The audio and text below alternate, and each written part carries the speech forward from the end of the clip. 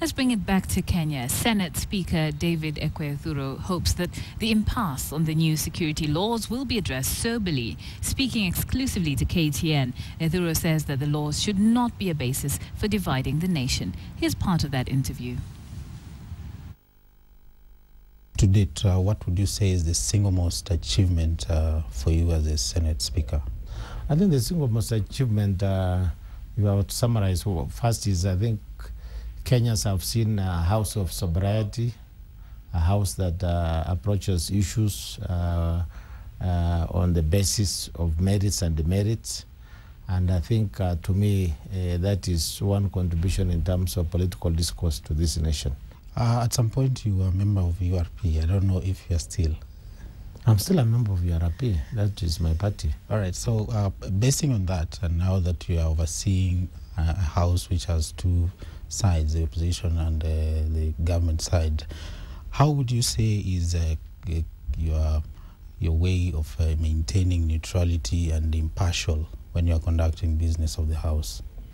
Now, you must make a distinction between you as a partisan member, which the Speaker is not, because partisan members are on the floor of the House.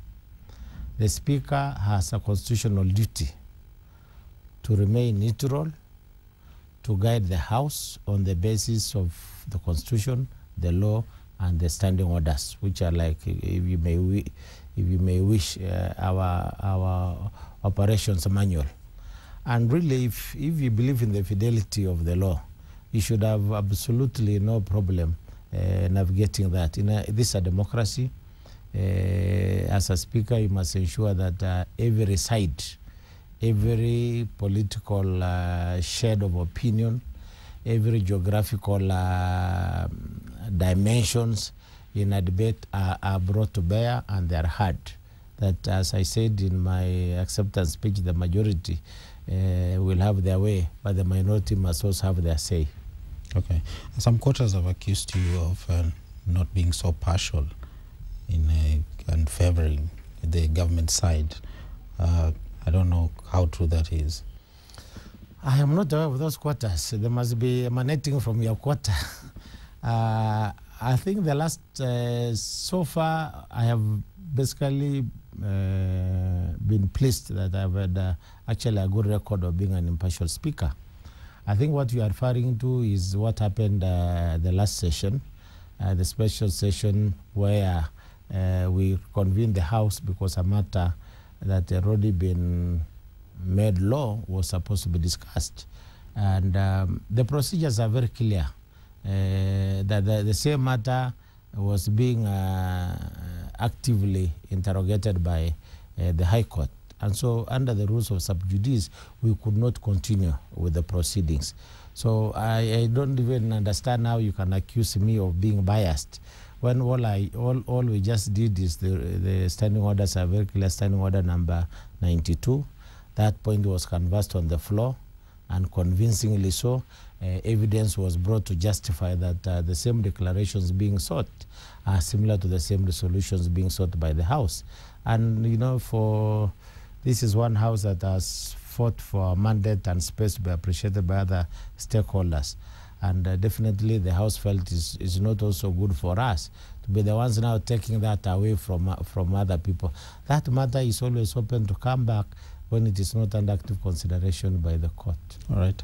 And on this particular bill, was there any consultation? There were consultations, yes. And eventually you agreed that it is a matter entirely to be dealt by the National Assembly? Well, I don't want to go into the details, but we raised some concerns, and which we said if those concerns were to be considered, then that matter may not affect the counties. But, you know, in terms of security matter, you know, this Senate is also a house for legislation, for debate. So assuming we are not even legislating that particular matter, security affects counties. So I think it's important that the two houses should have had a contribution to the bill. Yeah, those are the sentiments that probably Senate is just duplicating roles of the National Assembly, and we really don't need a Senate. Do you think the Senate really needs to be enshrined in the Constitution? Well, of course, presiding this institution, every statement I make to that effect, I think I'm just protecting my own turf. But a bicameral system is not unique to Kenya. There are many out of the Commonwealth, almost 3/4 of the Commonwealth countries have a bicameral system, including the mother parliament of England. That question has been there. The United States of America, the same. Canada, the same. What you need is that even the two houses can be able to be a check on each other.